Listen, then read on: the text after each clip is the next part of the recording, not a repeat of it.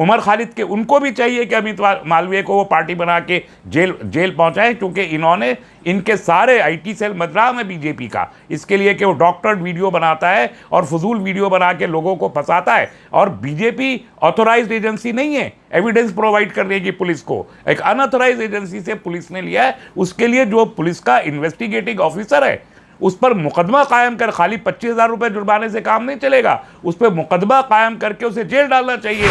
तो इतना ज़्यादा क्रिमिनल नेग्लिजेंस, क्रिमिनल मैं लफ्ज़ इस्तेमाल कर रहा हूँ, क्रिमिनल नेग्लिजेंस दिल्ली पुलिस का है कि उसने बेकसूर लोगों को जेलों में डाल रखा है। 75% लोगों जमानत पे आ चुके हैं। 15-15, 20-20 साल जेल में डाल के नौजवानों की उम्र को तबाह कर देता है, उनके करियर को बर्बाद कर देता है और उसके बाद पल्ला झाड़ के आराम से सब अपने घर बैठ जाते हैं। मक्का मस्जिद में जो ब्लास्ट हुआ उसमें आपने जिन लोगों को पकड़ा था और जिन पे इल्ज़ाम सब के सब बरी होके घर गए, तो फिर अब सवाल यह है कि मक्का मस्जिद में किसने ब्लास्ट किया, और जिसने वो ब्लास्ट किए जाहिर है कि पुलिस उनको, उन मुजरिमों को प्रोटेक्ट कर रही थी, मीडिया उन मुजरिमों को प्रोटेक्ट कर रहा था। और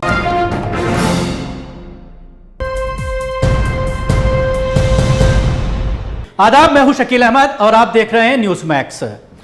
अभी जिस तरह से उमर खालिद के मामले में इन्वेस्टिगेशन के दौरान कोर्ट के अंदर एक बड़ा खुलासा सामने आया, जिस वीडियो को लेकर उमर खालिद के ऊपर यूएपीए लगाया गया, उस वीडियो के बारे में जब जज ने यह पूछा कि इसका पूरा वीडियो कहां है, पुलिस से जब यह पूछा तो पुलिस ने कहा कि हमें 2 चैनल्स के जरिए यह वीडियो मिला था।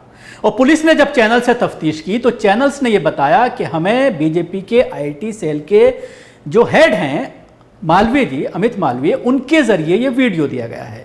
जब बीजेपी आईटी सेल के जो हेड हैं उनसे जब मालूम किया गया तो उन्होंने कहा मेरे पास सिर्फ इतना ही हिस्सा है, मेरे पास पूरा वीडियो मौजूद नहीं है। 1 साल से ज़्यादा का वक्त उमर खालिद को जेल के अंदर हो गया है, सलाखों के पीछे हो गया है, और इस वीडियो के आधार पर पूरी चार्जशीट बनाई गई, यूएपीए उनके ऊपर लगाया गया, देशद्रोह का कानून उनके ऊपर लगाया गया, जिसकी वजह से जमानत नहीं हो पा रही है। इसी पूरे मामले पर हमारे साथ बात करने के लिए लाइव जुड़ गए हैं डॉक्टर तस्लीम रहमानी साहब, जो नेशनल सेक्रेटरी हैं एसडीपीआई के। डॉक्टर साहब, कल से इस पूरे मामले को लेकर खास तौर से सोशल मीडिया पर बवाल मचा हुआ है और कार्टून बना करके, मीम बना करके दिल्ली पुलिस का कहीं ना कहीं इस पूरे मामले पर मजाक उड़ाया जा रहा है, टीवी चैनल्स के ऊपर सवालात खड़े किए जा रहे हैं। देखिए शकील भाई, ये जो दिल्ली पुलिस है, ये ख़ास तौर पर दिल्ली राइट्स के सिलसिले में जितना बड़ा मौजूए मजाक बनी है, शायद पूरे मुल्क की पुलिस का इतना बड़ा मजाक नहीं उठा। और न सिर्फ ये कि मजाक बना, बल्कि इससे पहले आपको याद होगा 25,000 रुपये का जुर्माना दिल्ली की एक अदालत ने दिल्ली पुलिस के ऊपर किया। तो इतना ज़्यादा क्रिमिनल नेग्लिजेंस, क्रिमिनल मैं लफ्ज़ इस्तेमाल कर रहा हूँ, क्रिमिनल नेग्लिजेंस दिल्ली पुलिस का है कि उसने बेकसूर लोगों को जेलों में डाल रखा है। 75% लोगों जमानत पे आ चुके हैं, थोड़े से चंद लोग बाकी हैं जिनकी ज़मानत होनी है, उनके खिलाफ कोई सबूत नहीं है। इवन ताहिर हुसैन के खिलाफ अभी तक कोई सबूत नहीं दे पाई है, जिसका को पर अंकित के कत्ल का मुकदमा लगाया। और अब बार बार कह रहे हैं कि दिल्ली पुलिस को अपने रूल बुक को फॉलो करना चाहिए, बीजेपी और संघ के मुख्यालय को नहीं बनाना चाहिए एविडेंस का बुनियाद। और आज मैं मुतालबा करता हूं कि अगर दिल्ली पुलिस ने ऑन रिकॉर्ड ये बात कही है कि उसने आईटी सेल बीजेपी से एविडेंस लिया था, तो अमित मालवीय को पार्टी बनाना चाहिए अदालत को कि उसको भी पार्टी बनाए। और अगर अमित मालवीय ने उसका डॉक्टरेट वीडियो था उसको जेल में डाले अमित मालवीय को, कि जिसने ये लिंक ये फुटेज प्रोवाइड किया। और जो वकील इनके हैं उमर खालिद के, उनको भी चाहिए कि अमित मालवीय को वो पार्टी बना के जेल पहुंचाएं, क्योंकि इन्होंने इनके सारे आईटी सेल मद्रास में बीजेपी का इसके लिए कि वो डॉक्टर्ड वीडियो बनाता है और फजूल वीडियो बना के लोगों को फंसाता है। और बीजेपी ऑथोराइज्ड एजेंसी नहीं है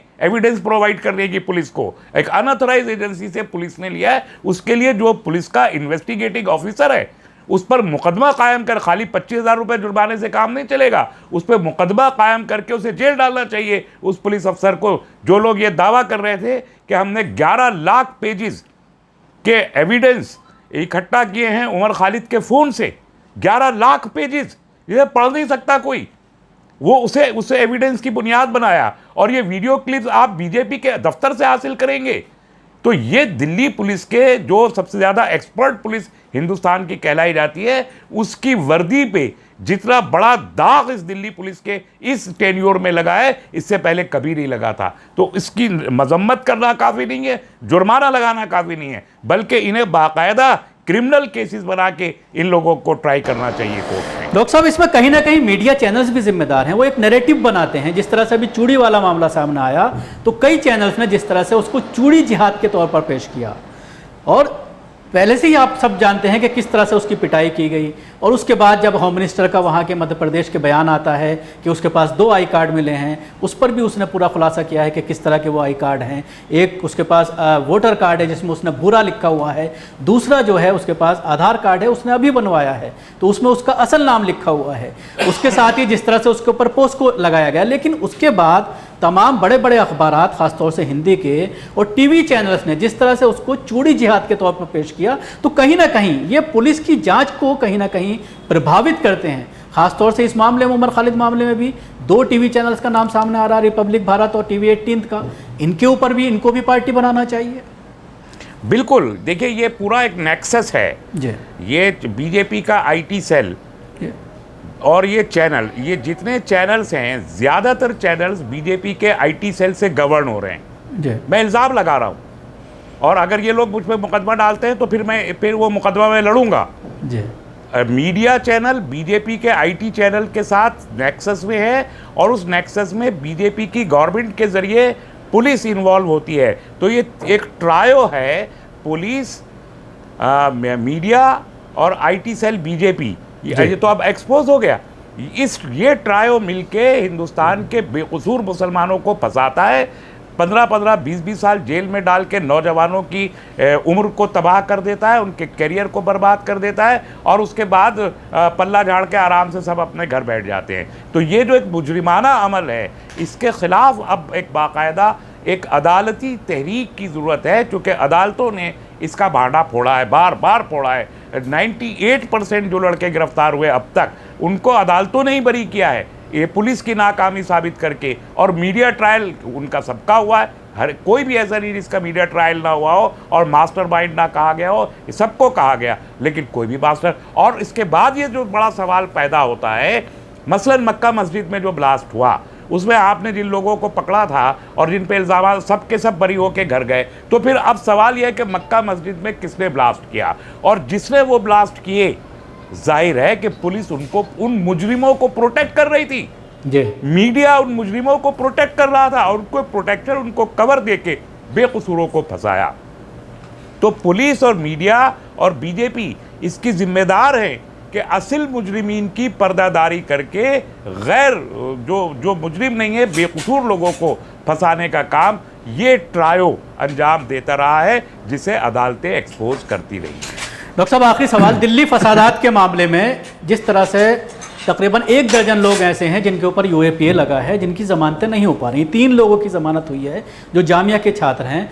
कल उन्होंने अपने वकील के ज़रिए ये कोर्ट में बात कही कि हमने एक एप्लीकेशन दी थी उन बीजेपी लीडरों के ख़िलाफ़ जिन्होंने खुलेआम ये कहा कि गोली मारो के नारे लगाए, उसके साथ ही डीसीपी के साथ खड़े होकर के जिस तरह से ये कहा कि अगर ये लोग नहीं हटे तो हम इनको हटाना जानते हैं, और उसके बाद फसाद भड़का, उनके ऊपर कोई कार्रवाई नहीं की गई।